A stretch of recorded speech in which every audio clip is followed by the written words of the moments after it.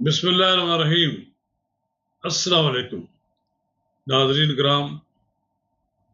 Pakistani athlete Arshad Nadeem نے Paris Olympics میں javelin throw میں گولڈ میڈل حاصل کر کے پاکستان کا نام روشن کیا۔ جیسا کہ معلوم ہے، پاکستان کرکٹ، ہاکی اور دوسرے میدانوں میں بڑی نمایاں پوزیشن حاصل کرتا رہا ہے، لیکن پچھلے چند سالوں سے ان کھیلوں میں بھی زوال آیا ہے۔ اور یہ ایک ایسا موقع تھا اولمپکس کا جس میں ہماری ہاکی ٹیم تو کوئی نہیں وہاں جا سکی، اور نہ ہی ہمارا کوئی اور بڑا وہاں پر قافلہ گیا ہے۔ چند لوگ گئے ہیں، 7-8 لوگ وہاں گئے ہیں، اور ان کے ساتھ کوئی 25-27 تو عملے کے لوگ تھے۔ بہرحال ارشد ندیم ایک فاتح کی حیثیت سے پاکستان واپس آ گیا ہے۔ میں آج کا جو ویڈیو ہے کہ میں ارشد ندیم کی نام کرتا ہوں۔ ناظرین کرام، قبل سے اب آگے بڑھیں۔ اگر آپ نے میرا یوٹیوب چینل نواز رضا کے ساتھ اب تک سبسکرائب نہیں کیا تو برائے کرم اسے فوری طور پر سبسکرائب کریں، لائک کریں اور اب آپ ساتھ شیئر کریں۔ جیسا کہ ناظرین آپ کو معلوم ہے کہ مجھے سپورٹ سے کوئی زیادہ دلچسپی نہیں ہے۔ میں تو سیاسی کھیل کو اپنا محبوب کھیل سمجھتا ہوں، اسی میں ساری زندگی گزر گئی ہے۔ 50 سال سے زیادہ عرصہ صحافت میں اسی کھیل میں گزر گیا ہے۔ لیکن پچھلے دنوں سے جب سے میں نے ارشد ندیم کی شہرت سنی، جب وہ پہلی بار کامن ویلتھ سے گولڈ میڈل لے کر آیا، تو یہاں سے ارشد ندیم کے بیک گراؤنڈ کے بارے میں پتہ لگا۔ بیچارہ ہماری طرح کا وہ بھی ایک متوسط نچلے طبقے کا آدمی ہے، اس کے پاس کوئی وسائل نہیں ہے، نہ اس کی کوئی سرپرستی کرنے والا ہے۔ تو کہتے ہیں کہ اس کے پاس جیولن جس کے ذریعے نیزہ جس کے ذریعے پھینکا جاتا ہے اس کو نشانے پہ، وہ تک نہیں تھا۔ یعنی اس کے پاس بڑی مشکل سے کوئی ایک جیولن خرید کر دیا گیا دوستوں نے مل جل کر۔ وابڈا میں اسے بہت مائنر قسم کی نوکری دی گئی تھی، جہاں سے اس کا گھر کا گزارا بھی ہونا مشکل تھا۔ لیکن بہرحال اس نے اپنی انفرادی محنت کی، پھر اس کے کوچ نے ان کو سمجھایا، پھر جہاں جہاں انہوں نے تربیت حاصل کی، اس کے اللہ تعالیٰ نے اس کی بازوؤں میں اتنی قوت دی ہے کہ جہاں جیولن پھینکنا چاہتا تھا وہاں پر وہ نشان پہ لگا سکتا ہے۔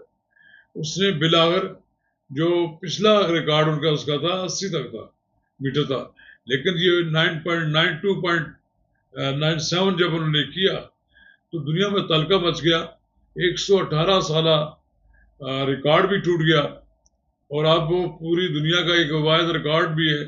پھر ان کا مقابلہ نیراج چوپڑا کے ساتھ تھا، وہ بھی ایک کمال کا جیولن تھرو ہے کرنے والا ہے، لیکن ان دونوں کے درمیان دوستی بھی ہے، ملاقاتیں ہوتی رہتی ہیں۔ لیکن یہ مقابلہ جو کہ کریڈٹ لینے والا ہوتا ہے، تو وہ کریڈٹ تو لے لیا ارشد ندیم نے۔ میں سمجھتا ہوں کہ یہ انفرادی جو ان کا کریڈٹ ہے، یہ پوری پاکستانی قوم کا کریڈٹ ہے۔ میں نے پہلی بار یہ دیکھا کہ ملک کے وزیر اعظم سے لے کر ایک عام شخص بھی اس کھیل میں اتنی دلچسپی لے رہا ہے۔ اب ارشد ندیم نے یہ میدان مار لیا ہے، ابھی اس کی غربت بھی اللہ تعالیٰ دور کرے گا۔ فی الحال وزیر اعظم کی طرف سے کسی بڑے اعلان کی توقع ہے۔ وزیر اعلیٰ پنجاب مریم نواز نے ان کے لیے 10 کروڑ اور صوبہ سندھ کی حکومت نے 5 کروڑ روپیہ دینے کا اعلان کیا ہے۔ اس طرح اسے $50,000 بھی ملے ہیں۔ میں اسی طرح کچھ اور بھی لوگوں نے اعلانات کیے، جن میں ممتاز سٹی نے کہا ہے کہ ہم ان کو ایک اپنا یہاں پر ایک مکان دیں گے ممتاز سٹی میں۔ اسی طرح کئی اور تنظیموں کی طرف سے، اداروں کی طرف سے انعامات دینے کا سلسلہ جاری ہے۔ یہ سب کچھ تو ایک مرحلے پہ جا کے پھر ماحول عام ہو جائے گا۔ اس سے پہلے ہمیں سوچنا چاہیے کہ پاکستان کی کھیلوں کو سیاست کی نظر ہونے سے بچایا جائے۔ اور پاکستان کے جو لوگ کھیلنا چاہتے ہیں ان کی تربیت کی جائے. مجھے یہ کہتے ہوئے کوئی ایسی آر نہیں محسوس ہوتا. عمران خان صاحب کے دور میں تو جو مختلف اداروں میں کھلاڑی بھرتی کیے جاتے تھے وہ سلسلہ بند کرا دیا تھا. اب اس سلسلے کو بحال کیا جائے اور وہ لوگ جو مختلف کھیلوں میں آگے آ سکتے ہیں ان کی سرپرستی کی جائے تو یقیناً پاکستان میں کھیلوں کو فروغ حاصل ہوگا. دیکھیں کھیل ایک ایسی چیز ہے کہ جو پوری قوم کو اکٹھا بھی کر دیتی ہے.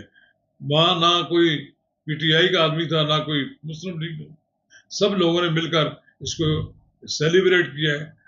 اور میاں چنو کے اس بہادر نوجوان نے جو بین الاقوامی سطح پر پاکستان کا نام سر بلند کیا ہے اس پر آج پوری قوم خوش ہے. یہ ایک ایسا مرحلہ ہے کہ آپ یہ کہہ سکتے ہیں کہ اس ایک ایونٹ نے پوری قوم کو متحد کر دیا ہے اور پوری قوم نے اپنی پریشانیاں اور مہنگائی اور دوسرے جو مسائل ہیں اس کو بلا کر ایک لمحے کے لیے اسے انجوائے کیا ہے. صدر مملکت نے پیغام بھی جاری کیا ہے اور پھر صدر مملکت نے ایک ٹکٹ بھی جاری کروا دیا ہے ان کے نام پر جو جس پہ اس کی تصویر لگی ہوگی. اسی طرح اب کہا جا رہا ہے کہ شاید انہیں 19ویں گریڈ میں بھرتی کر لیا جائے کھیلوں کی بنیاد پر واوڈا میں. ہو سکتا ہے یہ بھی ہو جائے لیکن ان کی ریگولر ایک پوسٹ ہونی چاہیے اور ایک ایسا ہمیں جیولن تھرو میں تربیت کا ایک ادارے قائم کرنے چاہیے تاکہ زیادہ سے زیادہ لوگ اس طرح رجحان بھی ہو اور دنیا میں اپنا نام پیدا کریں. دیکھیں یہ ارشد ندیم اس سے زیادہ کی ہٹ بھی لگا سکتے تھے. 92.97 سے بھی آگے جا سکتے تھے لیکن پھر یہ بھی امکان ہوتا ہے کہ اور پھر وہ جو آپ کا جو پھینکا ہوا نیزہ ہے وہ باہر بھی جا سکتا ہے. لیکن بہرحال اس نے ایسا ریکارڈ قائم کیا کہ دنیا پوری ورت حیرت میں ڈوب گئی. یہ ایک بات بڑی امپورٹنٹ یہ ہے کہ ہمارے یہاں کھلاڑی اللہ تعالیٰ کی فضل و کرم سے ان میں خداداد صلاحیتیں لوگوں میں موجود ہیں. صرف ان کی تربیت نہیں ہے نہ ان کی کوئی دیکھ بھال ہے نہ ان کی لک آفٹر کو کر رہا ہے. بہرحال کہا جاتا ہے کہ 2 کروڑ روپے کے لگ بھگ ارشد ندیم پر بھی مختلف اداروں نے خرچ کیے ہیں. لیکن میں یہ سمجھتا ہوں کہ اب ہمیں اس کو ریگولر اس پر توجہ دینی چاہیے کہ ارشد ندیم کی کامیابی کو اس لیے ہم سیلیبریٹ بھی کرتے ہیں. ایک تو انہوں نے دنیا کا ورلڈ ریکارڈ قائم کیا. دوسرا انہوں نے بڑا مرحلہ یہ ہے کہ انہوں نے ایک انڈین کھلاڑی کو شکست دی ہے اور جس کے کہتے ہیں کہ 17 کروڑ روپیہ اس کی ایونٹ کے لیے اس پر خرچ کیے جا چکے ہیں. ایک لحاظ سے وہ بھی ٹاپ کا کھلاڑی تھا. اس کی ماں نے نیرج چوپڑا کی ماں نے جو کچھ ٹیلی ویژن پہ کہا میرا خیال یہ کہ یہ دل کو موہ لینے والی بات تھی. اس نے تو سب کو پیچھے چھوڑ دیا. پھر جواباً ارشد ندیم کی ماں نے بھی اسی طرح کے جذبات کا اظہار کیا اور میرا خیال ہے کہ یہ دو اس خطے میں یہ اس کا مطلب یہ ہے کہ ہم یہ بعض کا سوچا کرتے تھے کہ اگر ہاکی کے میچ میں پاکستان یا انڈیا آؤٹ نہ ہو اگر دونوں کے درمیان مقابلہ ہو تو مزہ آ جائے. لیکن جب کبھی پاکستان رہ جائے تو ہم پھر بھی کہتے تھے کہ یہ کھیل ہے ایشین کے پاس ہی رہنا چاہیے. بے شک اگر بھارت کو مل جائے. ایک لحاظ سے اس کی ماں نے اس طرح کے جذبے کیے کہ کوئی بات نہیں ارشد بھی ہمارا بیٹا ہے. یہ ایک اچھے جذبات کا اظہار کرنا جو ہے اس سے یہ ظاہر ہوتا ہے کہ لوگوں میں ایک دوسرے کے بارے میں محبت کے جذبات پائے جاتے ہیں. ایک اس لحاظ سے بھی ہمیں سوچنا چاہیے کہ پاکستان کے اندر کرکٹ اور ہاکی پر جتنی انویسٹمنٹ کی جاتی ہے اس کے ساتھ ساتھ ہمیں فٹ بال پر بھی توجہ دینی چاہیے اور دیگر کھیلوں پر بھی دینی ہے. ایتھلیٹس پیدا کرنے چاہیے جو پوری دنیا میں نام پیدا کر سکیں. مجھے توقع ہے کہ وزیر اعظم شہباز شریف جب ارشد ندیم کو بلائیں گے ملاقات کریں گے تو اس پر موقع پر ایسا اعلان کریں گے کہ جو لوگ جس سے توقع رکھتے ہیں ایک ایسا اعلان ہونے کی ضرورت ہے جس سے کہ لوگ یہ سمجھیں کہ ارشد ندیم کی غربت ختم ہو گئی ہے. ارشد ندیم آگے مزید تیاری بھی کرے گا خود، اور اپنے ساتھ اور بھی لوگوں کی تربیت کرے گا، تو یقیناً پاکستان کھیلوں میں دنیا پر اپنا نام پیدا کر سکے گا. شکریہ.